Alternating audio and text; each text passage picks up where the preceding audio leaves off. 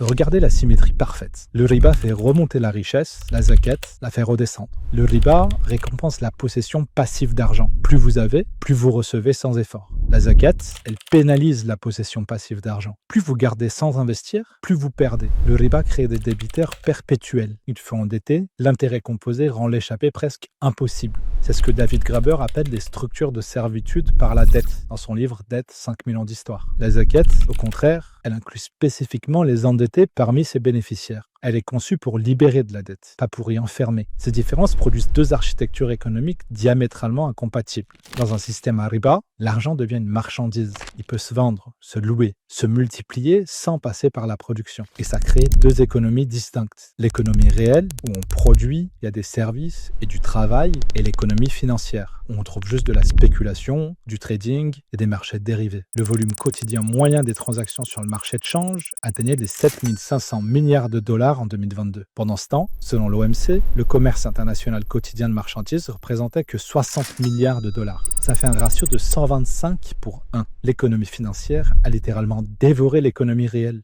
Pourquoi ? Parce que dans un système de riba, l'argent rapporte plus en restant de l'argent qu'en se transformant en usine, en emploi ou en innovation. La spéculation devient plus rentable que la production. À l'inverse, dans un système sans riba, mais avec zakat, l'argent peut croître qu'en prenant part à un risque réel. Quand la dette croît plus vite que l'économie réelle, les crises deviennent inévitables.